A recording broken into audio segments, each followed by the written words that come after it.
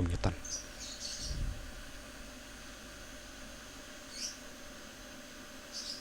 Nah, hukum Newton yang sudah kita pelajari itu ada 3. Yang pertama, hukum Newton 1. Jika tidak ada gaya yang bekerja atau jumlah gaya yang bekerja pada sebuah benda sama dengan 0, maka benda itu akan diam atau bergerak dengan kecepatan konstan. Biasanya ditulis sigma F sama dengan 0. Lalu, untuk hukum Newton kedua, jika ada gaya pada benda yang jumlahnya tidak 0, maka benda tersebut akan mengalami kecepatan yang sebanding dengan gaya tersebut. Ini biasa ditulis sigma F sama dengan M dikali A. Nah, ditulis A sama dengan sigma F dibagi M. Lalu, hukum Newton yang ketiga, jika pada sebuah benda diberi gaya, maka benda akan memberikan reaksi sebesar gaya itu dengan arah yang berlawanan. Sering ditulis F aksi sama dengan minus F reaksi. Dan ini menunjukkan arahnya berlawanan. Oke, lalu ada hukum Newton tentang gravitasi. Pada dua benda yang berdekatan,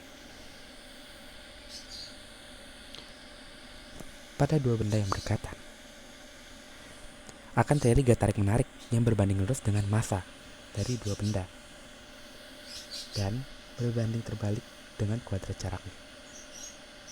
Kalau misalkan ini M1 dan ini M2, maka bisa ditulis sebagai S sama dengan G M1 M2 dibagi R kuadrat, dengan G adalah konstanta gravitasi yang nilainya 6,67 kali 10 pangkat min 11 Newton meter kuadrat per kilogram kuadrat. Oke. Lalu ada namanya percepatan gravitasi.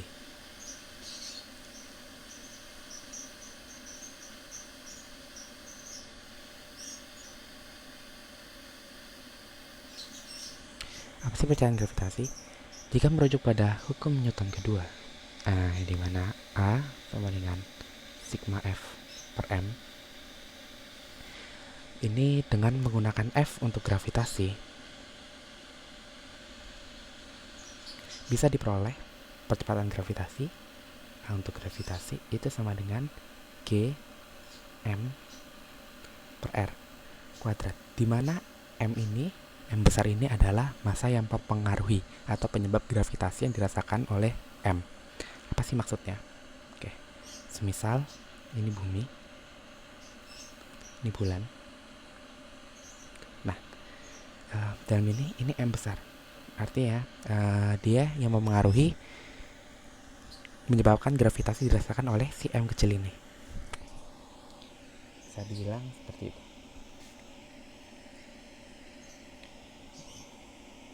Dan R kuadrat itu adalah, kalau untuk kayak planet itu jarak dari pusat ke pusat, jadi bukan dari permukaan.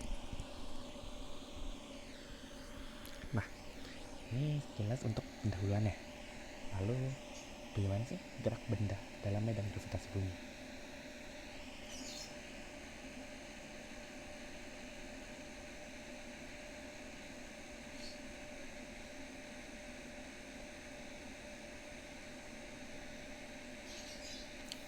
Jika kecepatan relatif kedua benda cukup rendah dan salah satu atau kedua benda cukup besar, maka kedua benda bisa bertabrakan.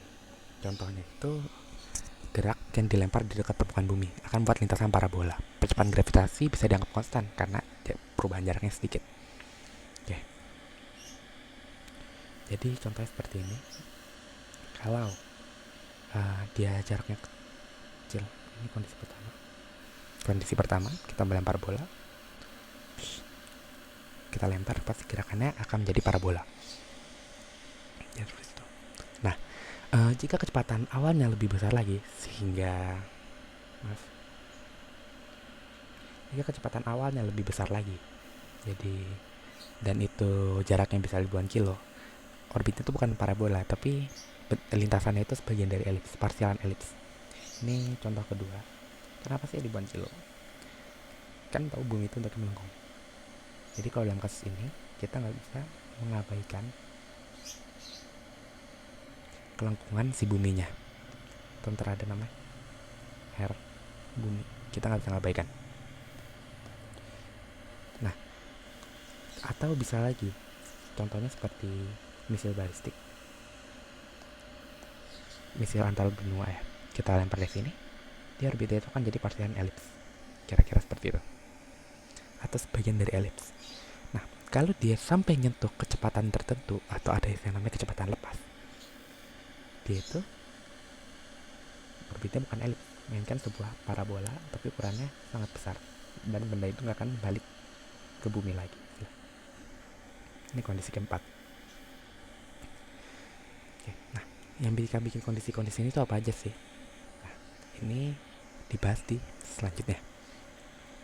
Sebelum bahas keempat ini, bahas dulu hukum Kepler.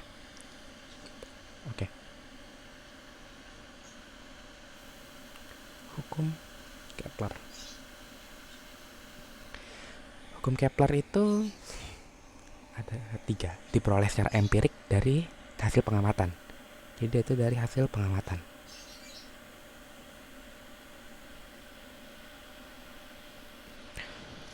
Nah, jadi ada hukum 3 Kepler. Yang pertama itu kita bahas hukum Kepler. Yang pertama, planet-planet mengelilingi matahari dalam lintasan berbentuk elips. Oke. Jadi kata kuncinya orbit elips atau lintasan elips dengan matahari salah satu fokusnya. Matahari di fokus, ini simbol untuk matahari. Nah, hukum Kepler 1 kan kita jelas kata kuncinya elips. Artinya kita harus mahamin dulu gimana sih elips itu. Nah, ini elips.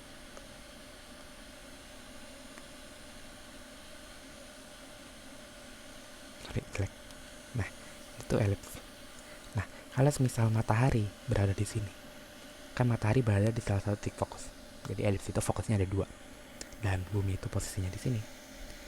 Ada berapa komponen yang bisa kita breakdown? Pertama, ini adalah A atau sumbu semi mayor. Ini adalah B, sumbu semi minor. Dan ini C adalah jarak fokus. Nah, lalu ini adalah jarak di sumbu Y. Ini adalah jarak di sumbu X. Dan ini adalah R, jarak dari matahari. Lalu di sini ada sudut, itu namanya V atau sudut argumennya. Nah, tadi komponennya apa aja? Kita tulis ulang. Pertama ada A, itu semi mayor.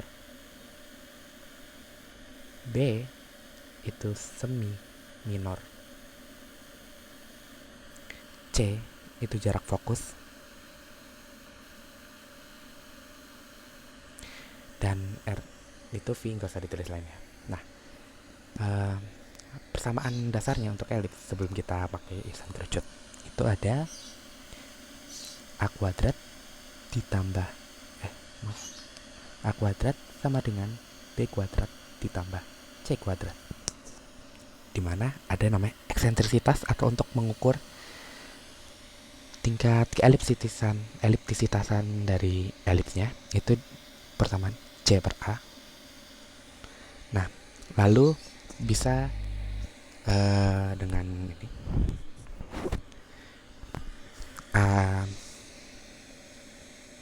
lalu untuk mengukur jarak terdekat, ini ada jarak terdekat nih, namanya perihelion PE. Dari sini kan persamaannya, lihat dia kan A dikurangi C atau sama dengan A dikali 1 min E. Kira-kira persamaannya seperti itu.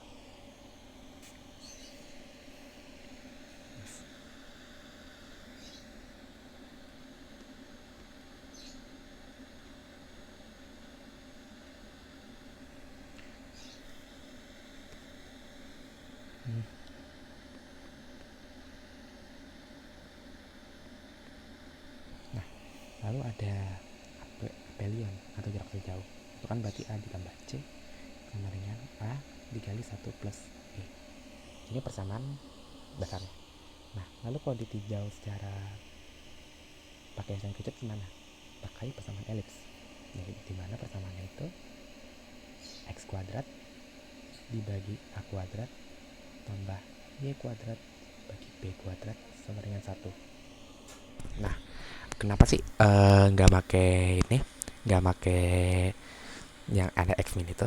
Karena ini dia geometrinya nggak kartesian, atau bisa kita anggap titik nol lah, nggak usah geser-geser. Jadi bisa kita asumsikan ini tuh kayak gini.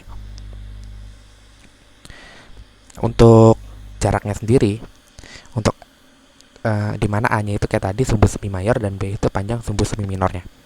Lalu untuk R-nya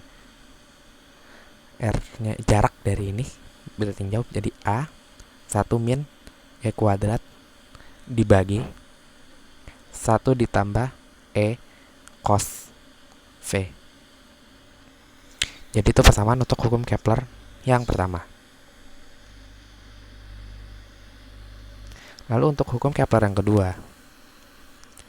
Hukum Kepler 2 itu menyatakan apa sih? Garis hubung matahari dan planet menyapu luas yang sama dalam selang waktu yang sama. Artinya kayak gini. Ini matahari misal di sini, kita ganti posisinya. Ini bumi. Terus dia berpindah ke sini menempuh waktu T1 dibandingkan dengan bumi di sini menempuh T2.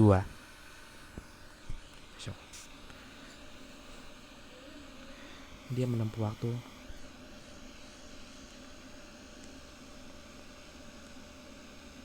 sebesar T2. Maka jika semisal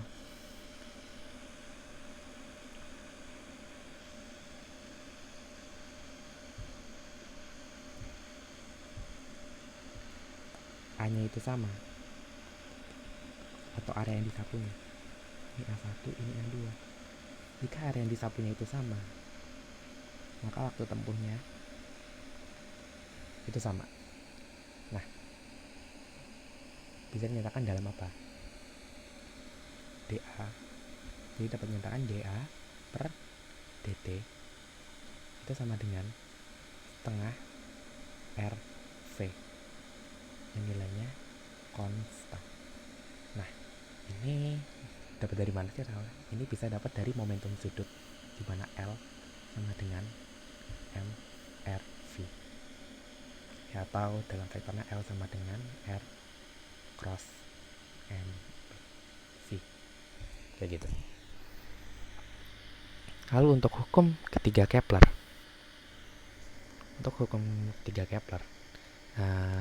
di mana jarak rata-rata planet matahari pangkat 3 berbanding lurus dengan kuadrat periode orbit. Oke. Nah, jadi persamaan 3 itu menyatakan bahwa T kuadrat itu berbanding lurus dengan A pangkat 3 kalau elips. Nah,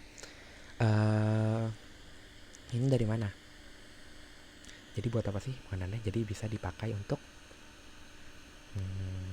misal perbandingan lah. Oh, periode ini planetnya, misalnya planet pertama dia periodenya 2 tahun, planet kedua dia periodenya 9 tahun. Nah, perbandingan jaraknya itu berapa? Ini bisa pakai persamaan ini. Oke.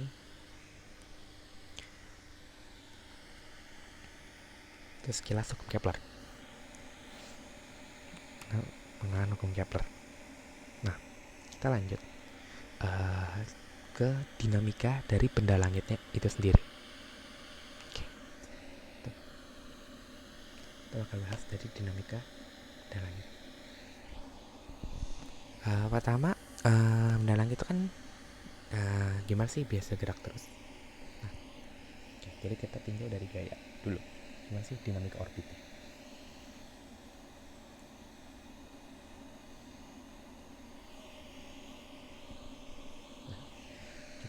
Ini anggap sini contoh, ini matahari, ini bumi. Kan ada 2 gaya bekerja. Ada F gravitasi dan ada F sentripetal. Karena sistemnya tetap atau tidak terganggu, artinya kan sigma x nya sama dengan 0. Dan kalau yang bekerja sama dengan 0, di sini bisa dijabarkan surga yang bekerja itu apa aja. Jadi ada F sentripetal sama dengan F gravitasi. Ini bisa dijabarkan lagi, M V kuadrat per R, dimana ini M bumi itu sama dengan G M bumi kali M matahari. Di sini M matahari yang mempengaruhi atau ada yang menyebabkan gaya gravitasi yang dirasakan oleh bumi, dibagi R kuadrat jaraknya. Nah, dari sini bisa dicoret, mendapatkan bahwa V kuadrat itu sama dengan G M matahari dibagi R. Jadi ini persamaan ini dikenal sebagai kecepatan orbit.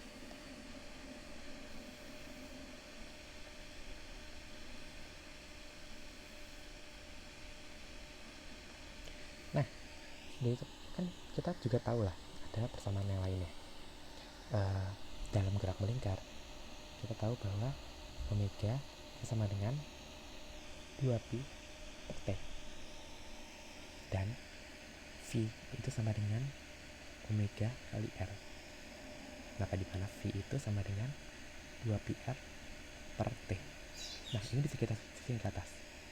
Jadi persamaannya itu 2pi R per T kuadrat itu sama dengan G M 0 dibagi R, dimana nanti persamaannya akan jadi T kuadrat per R pangkat 3 sama dengan 4pi kuadrat per GM. Sederhananya, dimana M itu massa yang mempengaruhi atau menyebabkan gravitasi yang dirasakan. Nah, ini kasus dalam orbit melingkar. Bagaimana kalau misalnya orbitnya itu ini untuk orbit lingkaran?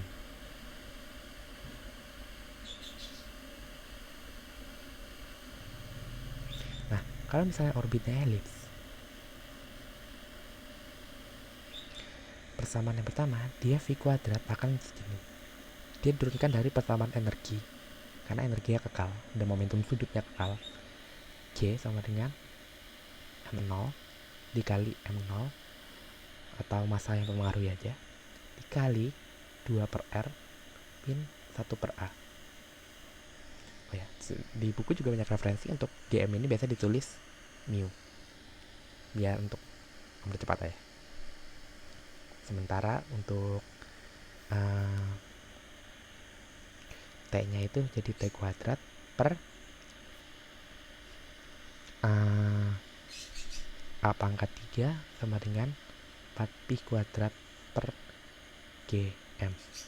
Penurunannya sama ya, cuman beda ini A, dan ini untuk orbit elips 2 per R min 1 per A. R itu jaraknya akan berubah-berubah, min 1 per A itu 1 per A itu 1 per sumbu semi mayornya.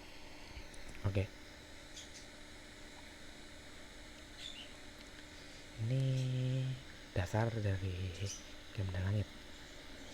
Terus, oh ya, mungkin ini sekilas aja. Ini kan matahari kecil lah. Nah, gimana kalau misalnya matahari bumi massa kecil? Kalau misalnya ada dua benda kayak gini, ini massanya 2 kali massa matahari, ini massanya 2,5 massa matahari. Nah, ini hampir mirip kan? Nah, itu geraknya gimana? Nah, jadi geraknya itu mereka bakal, istilah orbitnya tuh bakal seperti ini. Ini sekilas aja. Orbitnya tuh bakal seperti ini, dimana mereka itu saling mengitari, tapi mengitarinya itu sebuah titik pusat massa. Dan pusat massanya itu berada di fokus dari elipsnya. Oke. Nah, itu prinsipnya sama aja kayak tadi, cuman ada bedanya dikit. Rumusnya lanjut belakangan.